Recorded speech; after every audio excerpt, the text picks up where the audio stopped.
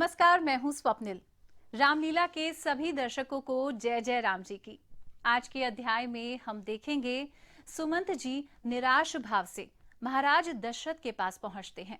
राम को ना पाकर दशरथ अति व्याकुल होते हैं और उस श्राप को याद करते हैं जो श्रवण कुमार के नेत्रहीन माता पिता ने उन्हें दिया था और दशरथ अपने प्राण त्याग देते हैं।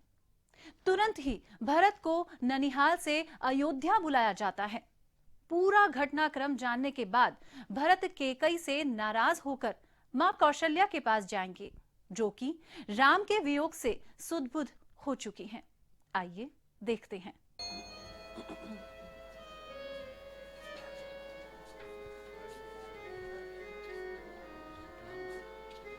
प्रणाम महाराज। राम, सुमंत कहाँ है? कहाँ है मेरा राम? कहाँ है सुमंत? मेरा राम कहाँ है? सुमंत, तुम कुछ बोलते क्यों नहीं सुमंत? महाराज, मैं राम को नहीं जानता। राम नहीं आया, राम मुझे छोड़कर चला गया। हे विधाता, हे विधाता, आखिर तुझे मुझ पर तनिक भी दया नहीं आई। किंतु सुमंत, सीता तो आई होगी। नहीं महाराज। कह दो वो द्वार पर खड़ी है, वो द्वार पर खड़ी है और अभी मुझसे आशीर्वाद लेने आएगी। आप ज्ञानी हो, परमार्थ को जानने वाले हो। तीरथ धारण से मेरे राम के वियोग में मेरा सारा ज्ञान व्यर्थ है सुमंत। संभालो अपने आप को। कैसे संभाले कौशल्य, कैसे संभाले? राम बन को जा रहे हैं, किंतु ये निष्ठुर प्राण नहीं जा रहा है। ये जाने किस अंतिम सुख के लिए हमारे शरीर में टिका हुआ है। हे विधाता, हे विधाता, इतनी निर्दयता के बाद थोड़ी तो दया दिखा और मेरी आत्मा को मेरे देह से पृथक कर दे, ताकि मेरा वो रूप तो राम को देख सके। हे विधाता, मुझ पर थोड़ी तो दया कर।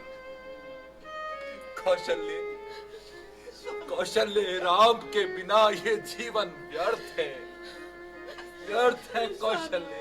धैर्य धारण करो स्वामी, धैर्य धारण करो। जाने क्या विधाता को सूझी है। हाँ हाँ हाँ कौशल्य, हाँ, मुझे ध्यान आ रहा है, मुझे ध्यान आ रहा है कौशल्य।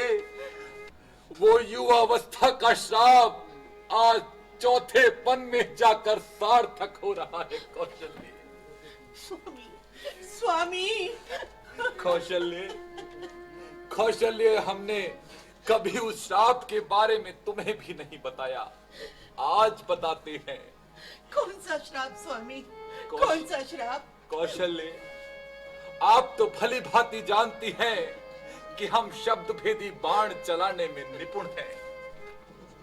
हे कौशल्य, हम युवावस्था में जब आखेट पर निकले तो हम नदी के किनारे विचरण कर रहे थे। तभी नदी में अचानक हुए कलरव ने हमारी दृष्टि मोड़ी। हमने जब उस ओर अपने कान लगाकर सुना तो हमने समझा कि वहां कोई हिरण पानी पी रहा है। हमने उस आवाज के पीछे अपने बाण को छोड़ दिया, किंतु कौशल्य, उसके उपरांत जो अनर्थ हुआ, वो अनर्थ आज हम पर बिजली बनकर टूट रहा है कौशल्य। स्वामी, हम जब वहां पहुंचे तो वहां कोई हिरण नहीं, वहां तो एक सुकुमार, एक निर्बल, एक युवा बच्चा ब्राह्मण था। उसका नाम श्रवण था। हमने जब वहां जाकर खून से सने हुए उस श्रवण को देखा तो श्रवण ने अपनी कहानी सुनाई। वो श्रवण अपने नेत्रहीन माता पिता को तीर्थ यात्रा कराने के लिए निकला हुआ था। वो उन प्यासे माता पिता के लिए जल लेने के लिए गया था, किंतु हम जैसे अपराधी ने उसका प्राण हर लिया। स्वामी किंतु कौशल्य वो भी हमारे राम की तरह माता और पिता का सच्चा सेवक था। उसने कहा, राजन, आप मन में मैल न लेकर आए, आप मेरा अंतिम कार्य कर दे। मेरे माता पिता प्यासे हैं, कुछ ही दूरी पर उनकी कुटिया है। अगर मैं जल लेकर नहीं पहुंचा तो प्यास उन्हें सताती रहेगी। हे राजन, आप ये जल का पात्र ले जाकर माता पिता की प्यास बुझा दे। कौशल्य, स्वामी हमने उस पात्र को उठाया, हमारे पांव हमारा साथ नहीं दे रहे थे। कौशल्य, हम उस पात्र को लेकर आगे बढ़े और जब कुटिया के समीप पहुंचे तो अपने भारी हृदय से भय के साथ डरते डरते कुटिया में प्रवेश किया। हम ये सोच रहे थे कौशल्य कि उन देव मूर्तियों का सामना किस प्रकार करेंगे। जब हम द्वार पर पहुंचे तो द्वार पर खटखटाहट से उस वृद्ध दंपति ने बोला, कौन? बेटा श्रवण, जल ले आए। हम विवश होकर क्या कहते कौशल्य? हमने कहा, नहीं, मैं श्रवण नहीं हूं, मैं तो अभागा दशरथ हूं। फिर हमने सारा वृतांत उन्हें सुनाया। हे कौशल्य, उस वृद्ध दंपति ने हमें श्राप दिया कि राजा, जिस प्रकार हम अपने पुत्र के वियोग में प्राण त्याग रहे हैं, ठीक उसी प्रकार तुम भी दशरथ, तुम भी अपने पुत्र के वियोग में प्राण त्याग दोगे। हाँ कौशल्य, होनी होकर रहती है, वास्तव में होनी होकर रहती है। यदि इस समय पर इसका ज्ञान हो जाए तो बहुत सी भूलों पर पर्दा पड़ सकता है। स्वामी धैर्य धारण करिए। उन पुण्यात्माओं का श्राप आज जाकर मुझे लगा है कौशल्य। जैसे उन्होंने श्रवण के वियोग में प्राण त्याग दिए, ठीक उसी प्रकार आज मैं राम के वियोग में अपने प्राण त्याग रहा हूं। कौशल्य, स्वामी देखो स्वामी, ऐसा मत कहिए। देखो कौशल्य, ऐसा मत कहिए, स्वामी। देखो वो आत्माएं मुझे बुला रही हैं। ऐसा मत कहिए। नहीं कौशल्य, अब हम नहीं रुक सकते, वो आत्माएं मुझे बुला रही हैं। कौशल्य, राम कही राम कही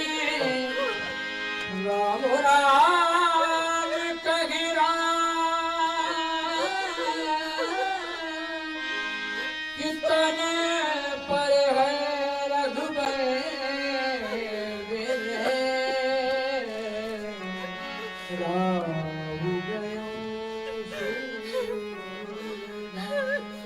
स्वामी नहीं, वो आत्माएं हमें दिखाई दे रही हैं। कौशल्य, स्वामी राम राम राम, हाँ राम। महाराज, स्वामी उठिए। स्वामी उठिए। स्वामी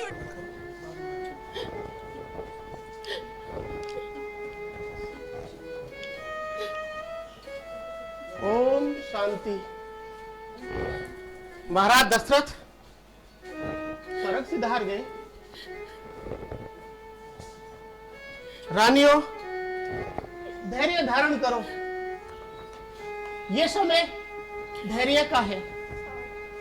राजा दशरथ सोच के योग है ही नहीं। जो इस संसार में जन्म लेता है वो अवश्य संसार को छोड़ के जाता है। राजा दशरथ तो अपने प्रण पर अटल रहे हैं। रघुकुल की नीति को उन्होंने निभाया है। राजा दशरथ श्रेष्ठ नृप इस संसार में कभी कभी आते हैं, वो सोचनीय हो ही नहीं सकते। इसलिए रानियों, सोच को त्यागिए और धैर्य धारण कीजिए। यह समय अधैर्य का नहीं है, अधीर होने का नहीं है। सुमंत जी, आप दूत को बुलाइए।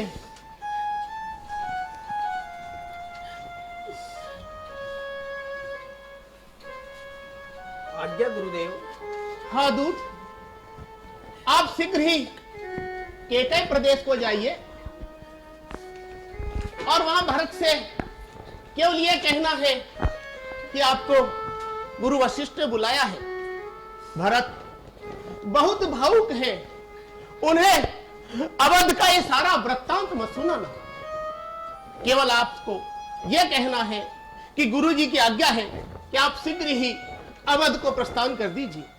ऐसी आज्ञा गुरुदेव। दूत केकय प्रदेश को भेज दिया है। उसको जाने में समय लगेगा और चूंकि भरत जी अपने मामा के यहाँ है, उनको आने में भी समय लगेगा। इस दौरान आप महाराज दशरथ के पार्थिव शरीर को तेलीय पदार्थों में रखने की व्यवस्था कराइए, ताकि भरत जी के आने के बाद भरत जी अपने हाथों से उनका अंतिम संस्कार कर सके। जो आज्ञा गुरुजी।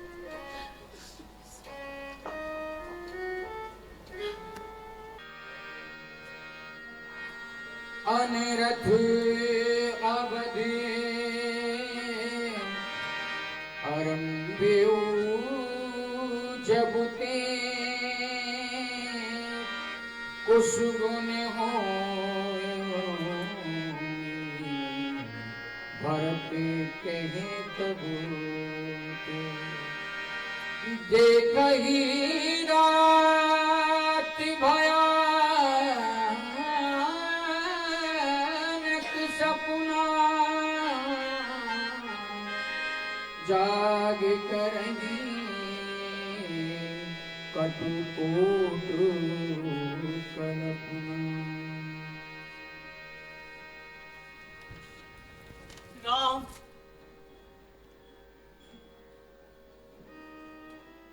शत्रुघ्न, भैया शत्रुघ्न। क्या बात है भैया, आप इतने घबराए हुए क्यों हो? भैया शत्रुघ्न, मैंने आज अर्धरात्रि को भयानक स्वप्न देखा है। क्या स्वप्न देखा है भैया? भैया, मैंने स्वप्न में देखा है अयोध्या में सब कुछ सकुशल नहीं है।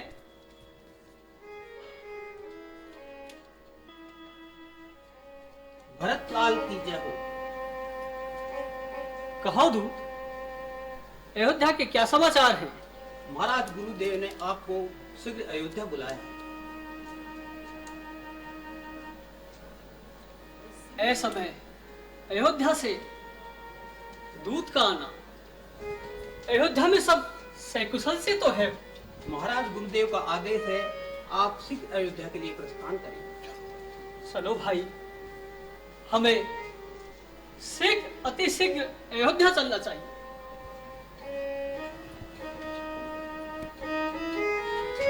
आज अयोध्या कैसी दिखलाई पड़ रही है। मंदिरों में घंटा ध्वनि की आवाज नहीं आ रही है।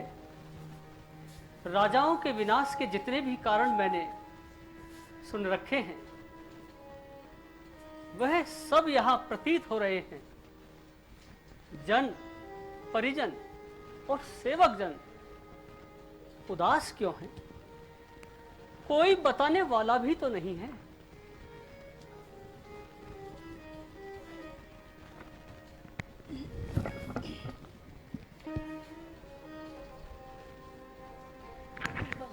हो गई है। मेरा भरत अभी तक नहीं आया। उसे तो ननिहाल से अब तक आ जाना चाहिए था। आह भरत, शीघ्र लौट आओ पुत्र।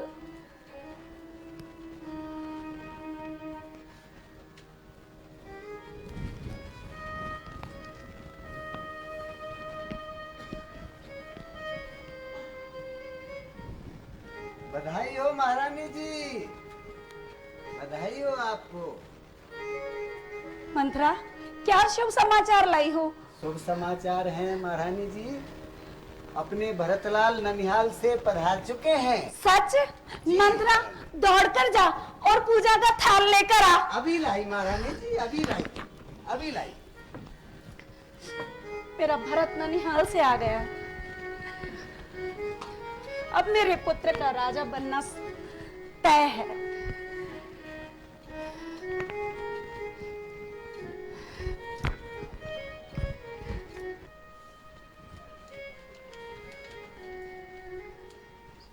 माता श्री के चरणों में भरत का प्रणाम स्वीकार।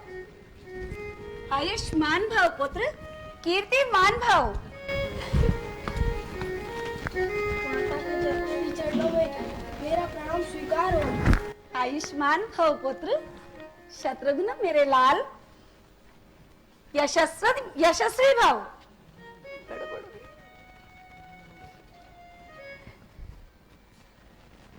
पुत्र भरत, कितनी ही रातें और कितने ही दिन तुमने राह में बिताए। पुत्र, कहो ननिहाल में सब सकुशल तो हैं? हाँ माँ, ननिहाल में तो सब प्रसन्न है। परंतु माँ, मैं आपसे कुछ प्रश्न पूछना चाहता हूँ। अवश्य पूछो पुत्र। माँ, यह स्वर्ण आभूषित पलंग इस समय सोना क्यों है? पिताजी तो अक्सर आपके महलों में आराम किया करते हैं ना, वो इस समय कहां पर हैं? माता कौशल्या, माता सुमित्रा, भैया राम, लक्ष्मण और मां जानकी इस समय कहां पर हैं? पुत्र, पहले कुछ विश्राम कर लो, कुछ आहार कर लो, उसके बाद सारे प्रश्न पूछ लेना। मां, पहेलियां ना बुझाइए, मुझे शीघ्र अतिशीघ्र बताइए पिताजी कहां पर हैं? मेरे नेत्र उनके दर्शनों को व्याकुल हो रहे हैं। मां, मुझे शीघ्र बताइए पिताजी कहां पर हैं? हे तात, मैंने सब कुछ ठीक कर लिया था। बेचारी मंथरा ने भी बहुत सहायता की थी, परंतु विधाता ने कुछ ऐसा विघ्न डाला और तुम्हारे पिता स्वर्ग से धार गए। पिताजी! पुत्र भरत! पिताजी! उठो पुत्र! पिताजी! उठो पुत्र, उठो।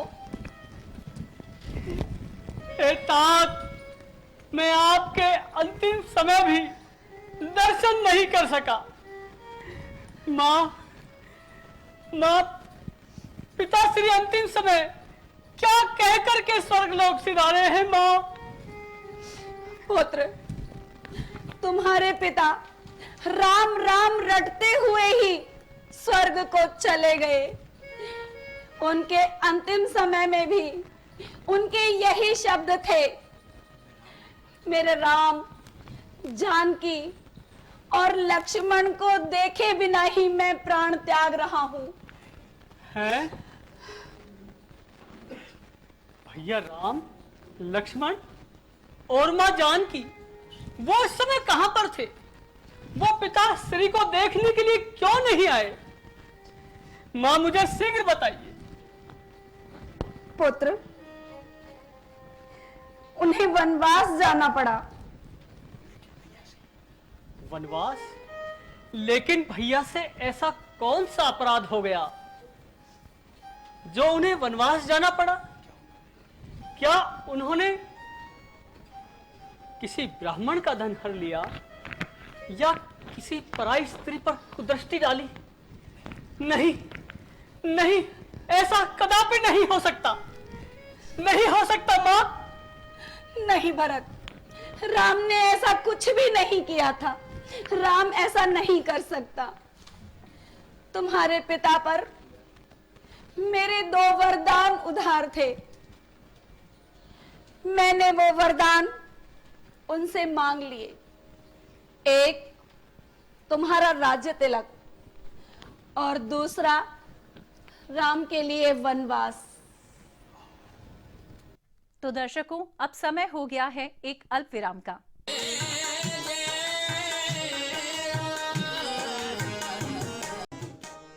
अल्प विराम के बाद आप सभी का स्वागत है। चलिए अब चलते हैं रामलीला के अगले प्रसंग की ओर।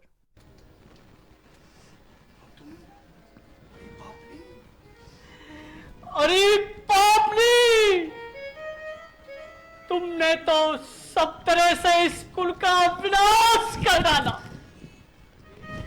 ये तूने क्या कर डाला? तुम्हें भैया राम को वन भेजते समय शर्म नहीं आई? तुम मामा योद्धा जीत की बहन नहीं, अयोध्या में कालरात्रि बन के आई हो। तुमने ये नहीं सोचा कि माता कौशल्या भैया राम को वन में जाते समय कैसे देखेगी?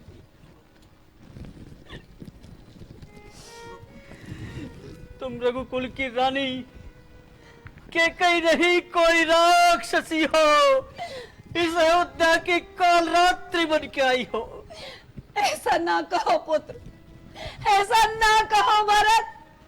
यह सब तो मैंने तुम्हारे हितार्थ ही किया था। भला भला मंजूर था तो यूं किया होता भला मेरा। दिया था जन्म जब तूने, दबा देती गला मेरा।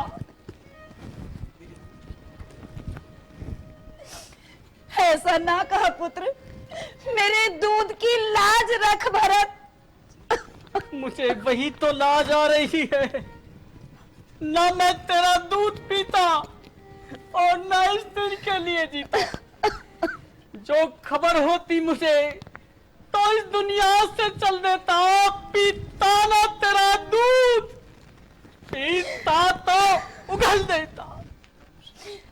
प्रभु से गर्भ में प्रार्थना करता और वह फल देता मुझको। बदल देता तेरी कोख या बदल देता मुझको। ना मैं पैदा होता या ना ऐसी दुर्दशा होती। पशु योनि भी थी अच्छी, मां कर्कशाली होती।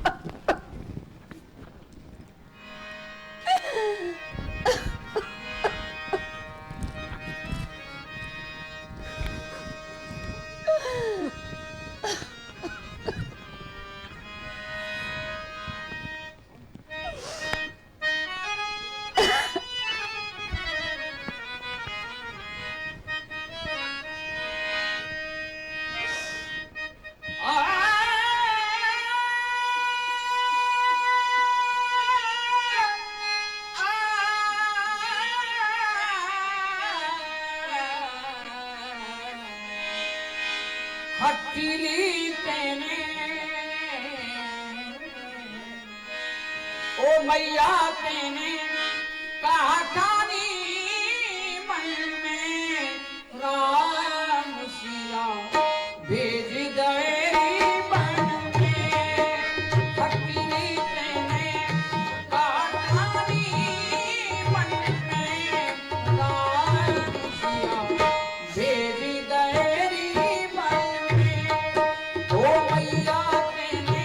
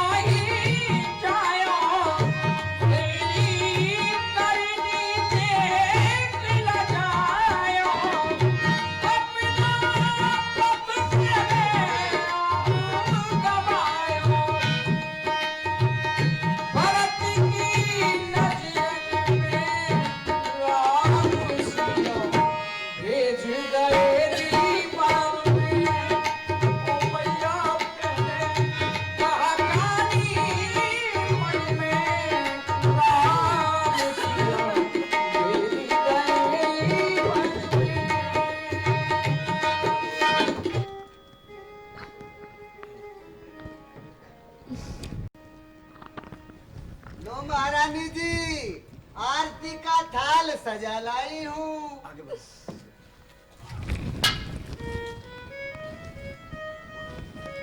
नीच दासी, जिगर जली, क्यों हमें जलाने आई है?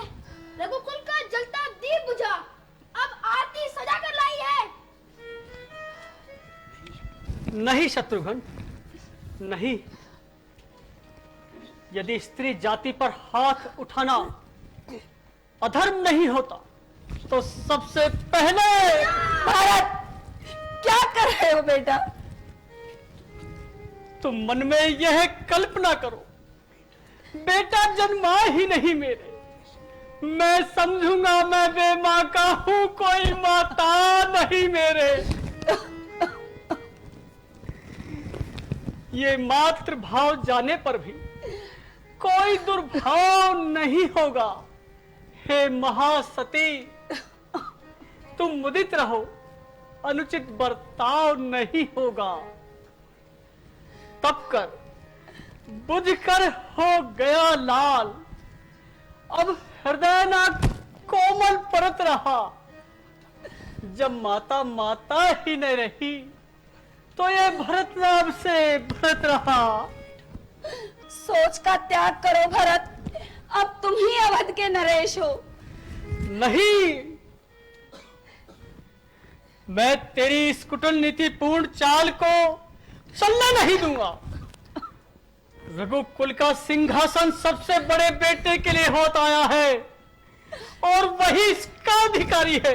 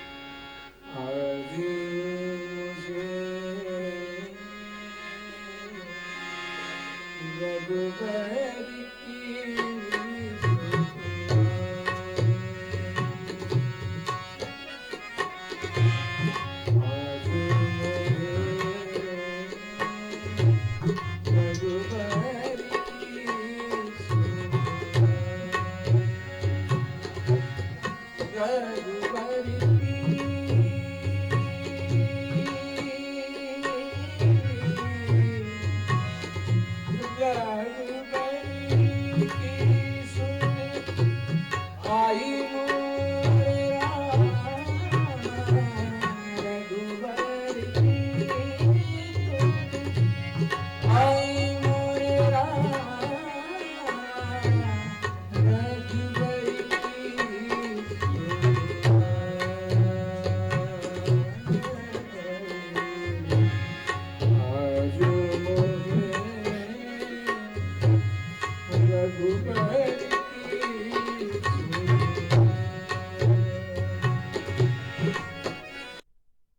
राम, मेरे राम, बेटा कहाँ है तू? मेरी सिया, मेरा लखन, कहाँ हो? दीदी अपने आप को संभालो दीदी। मैं नहीं रह सकती मेरे राम बिना। अपने आप को मेरा संभालो लखन दीदी। प्राणों से प्यारा, मेरी सिया सुकुमारी कहाँ है? कहाँ है सिया? दीदी, दीदी संभालो अपने आप को, संभालो दीदी, अपने आप को संभालो।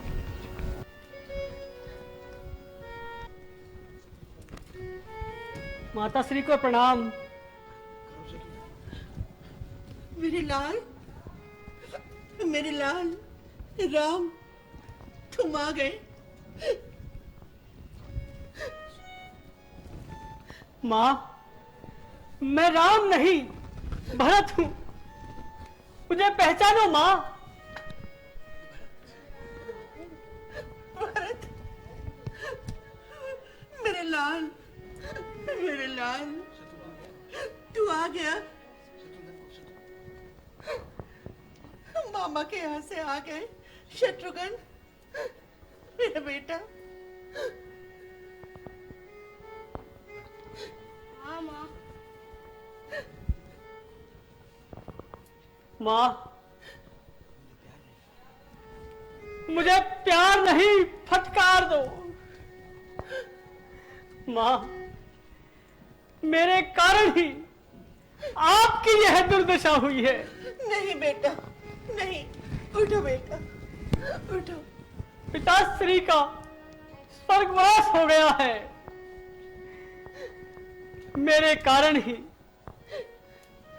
भैया राम, माँ जानकी और लक्ष्मण को वन में जाना पड़ा है। मेरे लाल। माँ वह सुकुमारी सीता माता वन में क्यों कर रहती होंगी? तू भी कैसे वर्षा या कड़ी धूप सिर पर अपने सहती होंगी? दिन में तपती बालू में चल अत्यंत विकल होती होंगी। रंजनी में सूखे पत्तों पर या कांटों पर सोती होंगी। माँ, वन में श्री राम जैसा भाई, सौमित्र सभी का भ्राता हो, और उसी घर में कुबरी जैसी दासी और कैकेयी जैसी माता हो। माँ, बेटा, बेटा भरत, बेटा। माँ, इतने पर भी वज्र गिरा, छोड़े हैं प्राण पिताजी ने। क्या यही देखने को जन्म लिया मुझ निरे जीवन दुर्भागी ने? उठो मेरे बेटा, उठो भरत, उठो। भैया शत्रुघ्न। हाँ भैया। सरयू के किनारे मुझको भी पहुंचा देना। हो पिता का पराक्रम तो चिता मेरी जला देना। नहीं भैया। नहीं बेटा भरत, ये क्या कह रहे हो? तुम्हें मेरी भी उम्र लग जाए। बेटा। माँ।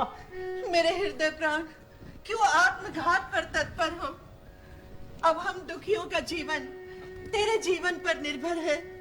यदि राम आंखों का प्यारा है तो तू प्राणों से प्यारा है। लेकिन होनी जब सिर पर आती है, मति यूं ही भ्रष्ट हो जाती है। केकई बहन तो एक बहाना बन गई। पुत्र, केकई बुरी नहीं है, केकई बहुत अच्छी है बेटा, केकई बहुत अच्छी है, वो बुरी नहीं है। केकई का मति भ्रष्ट होना सिर्फ एक बहाना था। वास्तव में मृत्यु द्रौपदी की थी। रघुनंदन को वन जाना था, रघुनंदन को वन जाना था। माता, समझेगा जगत भरत ने ही यह सारा नाट रचाया था। उसने ही राज्य प्राप्ति के लिए कैकेयी को भड़काया था। भाया हो कभी स्वप्न में भी माता का कपटाचार मुझे, तो जितने भी दंड इस विश्व में है सब सहन मुझे, स्वीकार मुझे। उठो, उठो बेटा। गोवध, गुरुवध या ब्राह्मणवध, इन सब का मुझ पर पातक हो, इसमें मेरी सम्मति हो, यदि इसका मुझे भान तक हो। नहीं बेटा। माँ सतपथ का बाधक बनने में, गुरुजन की निंदा करने में होता है जितना घोर पाप, पर धन का धन हरने में। जो ब्रह्मवंश का द्रोही हो, निज धर्म न उसको प्यारा हो, उसकी गति पाऊं मैं माता, यदि मेरा तनिक इशारा हो। जो नाम जो नाम चाहने के कारण नेता जग का कहलाया हो, उसका सब पाप मुझे लगे, यदि मां मैंने षड्यंत्र रचाया हो। नहीं बेटा भरत, तुम सच्चे हो।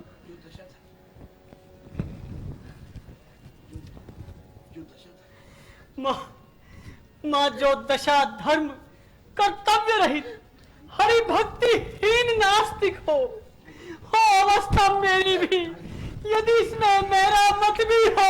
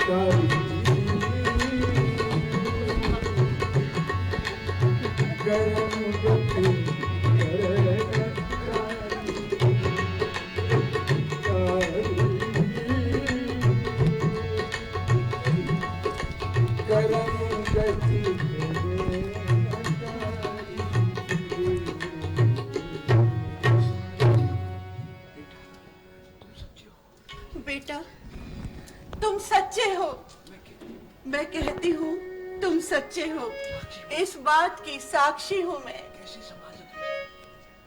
कैसे समझाऊं समाज को जो अपयश देगा तुम्हें। हे पुत्र, इस बात की मध्यवर्ती हूँ मैं, मध्यवर्ती हूँ मैं। जो खरा है, जो सच्चा है, उसको कोई आँच नहीं होती। और तुम सच्चे हो, मेरा हृदय जानता है। एक माँ से ज्यादा अपने पुत्र को कोई नहीं जान सकता। मेरे पुत्र, तुम खरे सोने के समान सच्चे हो। मैं इस बात की साक्षी हूँ। मेरा भरत, मेरा लाल सच्चा है।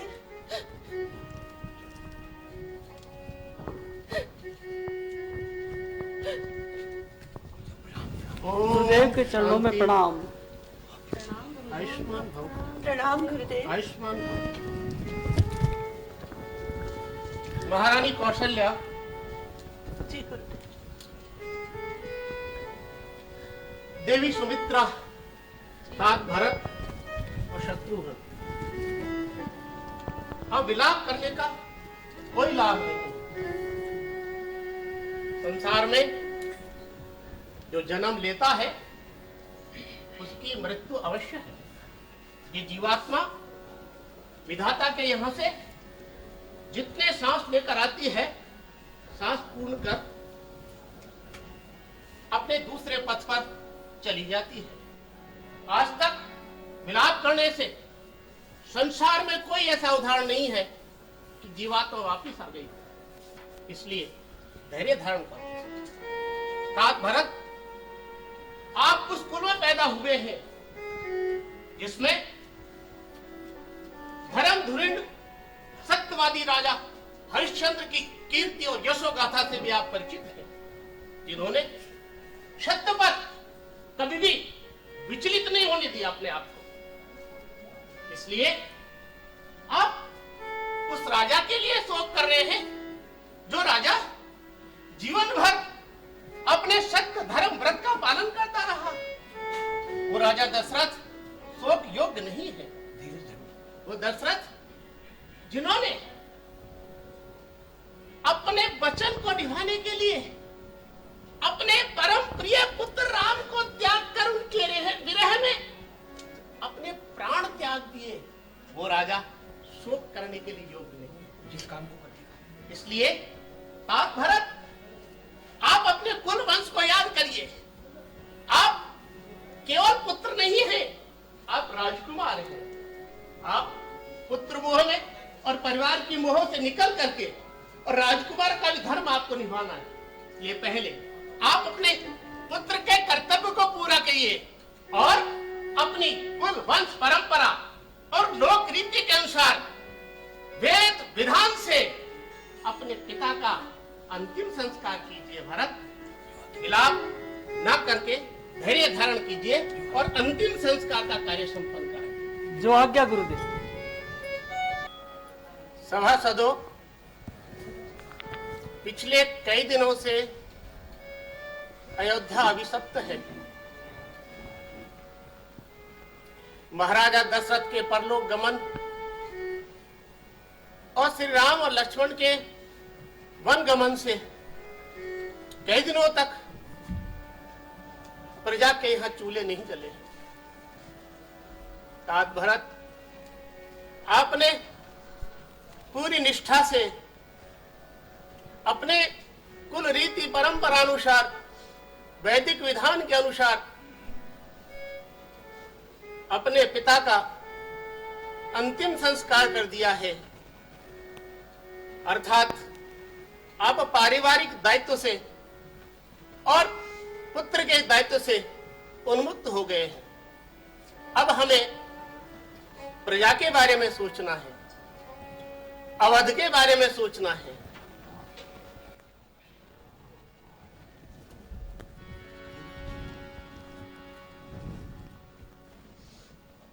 गुरुदेव, आप त्रिकालदर्शी हैं। शुभ मुहूर्त निकालने के बाद भी ऐसा क्यों हो गया गुरुदेव?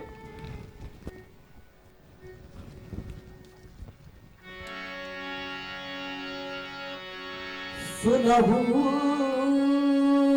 भरत भावी प्रबल बिलख कयहु मुनि हार लाभ जीवन मरण जसवप जस विधि। हे तात भरत, अपना स्थान ग्रहण करो। होनहार बहुत बलवान होती है। जीवन, मरण, यश, अपयश, लाभ और हानि ये विधाता के हाथ होते हैं। अस विचार के ये दोषु व्यर्थ काहि पर कीजिए दोषु। ऐसा विचार करके किसे दोष दे? ये तो होनी थी। आप व्यर्थी क्रोध कर रहे हैं। ताकि विचार करो सोच जो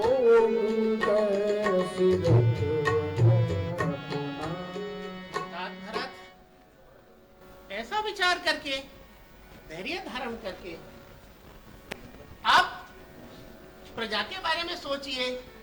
महाराज दशरथ तो शोक योग्य है ही नहीं। सोचिए बैठ जो भेद बिगिना तजिने धरा विषय लीना। सोचिए बताते जो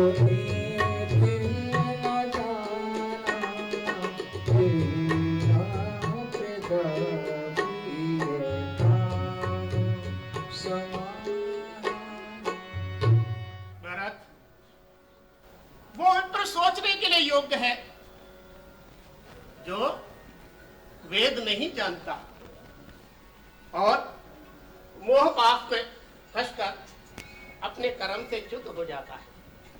और वो राजा सोच के योग्य है जो नीति नहीं जानता और प्रजा को अपने पुत्र के समान प्रेम नहीं करता।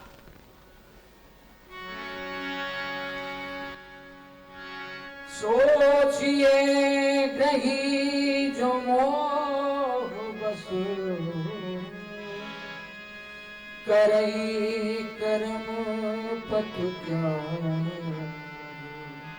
सोचिए जति प्रपंच रत विगत विवेक तात भरत, वह भ्रष्ट सोच योग्य है जो मोहवश अपने कर्तव्य पथ को भूल जाता है। और वो सन्यासी तो अति सोचनीय है। वो सन्यास लेने के बावजूद भी तप व्रत भूल करके और सांसारिक प्रपंचों में फंस जाता है।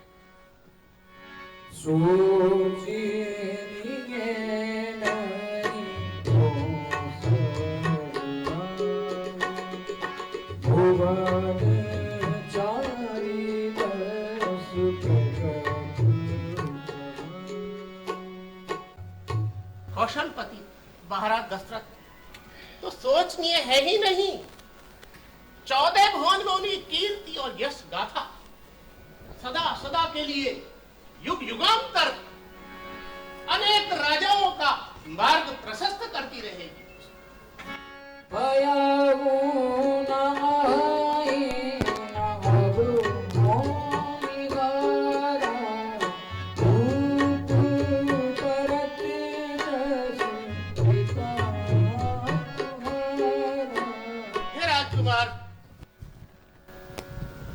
आपके पिता जैसा राजा ना तो इस संसार में हुआ है, ना है और ना होने वाला है। विधि गरी गर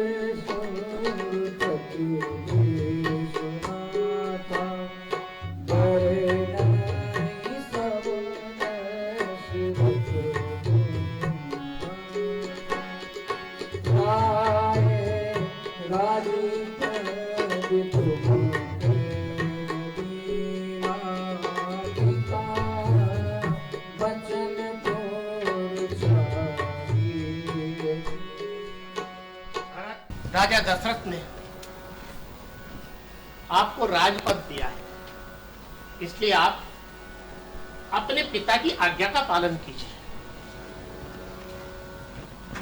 नृपाही बचन प्रिय नहीं प्रिय पाना, करहूं पाते फेंकु भजन करवाना। देखो, राजा अपने वचन पर आरूढ़ रहे। उन्हें वचन प्रिय है, प्राण प्रिय नहीं। अपने वचन को पूर्ण करने के लिए उन्होंने राम को वन में भेजकर अपने प्राण त्याग दिए और आपको राज दिया।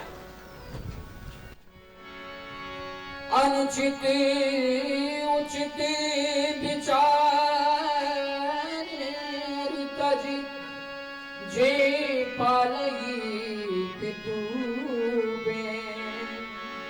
के भाजन सुख सुजसु के बसही अमरपति। इसलिए अनुचित उचित का विचार त्याग दीजिए। मैं आपको अपने पूर्वजों की एक बात बताता हूं कि राजा ययाति के पुत्र ने अपनी जवानी अपने पिता को दी, अर्थात उस पर अनुचित उचित का विचार नहीं किया। और परशुराम ने अपने पिता की आज्ञा मानकर अपनी माता का वध तक कर दिया, तो भी वो अपयश को प्राप्त नहीं हुए।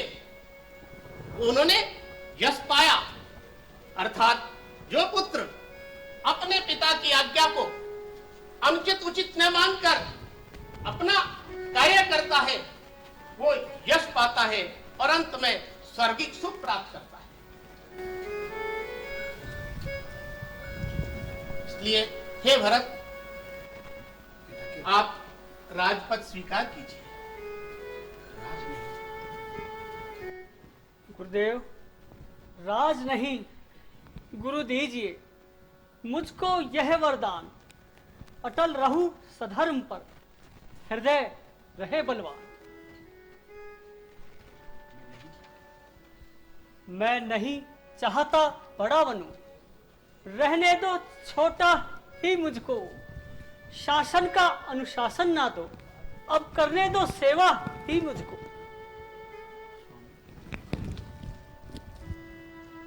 स्वामी बनना उसका अच्छा जो स्वामी पद के लायक है। सेवक का स्वामी बनना अनुचित ही नहीं गुरुदेव, कलंकित भी है। भरत, माता की तुम्हें आज्ञा है, और अभी वचन पर आरूढ़ रहने की बात आपको समझाई गई। आप यदि माता के वचन को भंग करोगे तो भी आपको यश नहीं मिलेगा, पाप मिलेगा। इसलिए माता के वचनों का पालन कीजिए। हे गुरुदेव, लेकिन मैं माता की आज्ञा का उल्लंघन करता ही कब हूं? जिस मत में उसका पाप लगे अनुमोदन करता ही कब? मैं तो कहता हूं भगवान, समुचित आचार करता हूं। माता से भूल हुई सो हुई, उसका सुधार करता हूं। मैं कहती हूँ, मैं राजी हूँ, सहमत हूँ। भरत, उठो, वन को जाओ और राघव को लौटा लाओ। अवध का सिंहासन उनका ही है, उनके हक को उन्हें लौटा दो बेटा। भरत, मुझे कलंकनी का यह कलंक सिर्फ ही धो सकता है मेरे लाल। इस समाज में मुझे भागिन को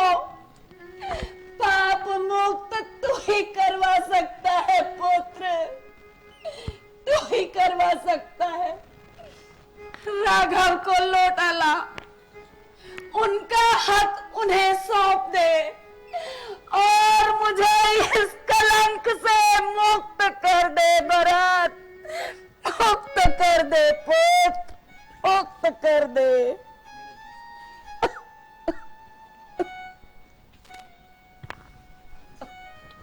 गुरुदेव, मैं कल प्रातः श्री राम जी को अयोध्या का राज्य लौटा दूंगा और उन्हें वापस अयोध्या लिवाकर लेकर आऊंगा, ऐसी मुझे आज्ञा दीजिए।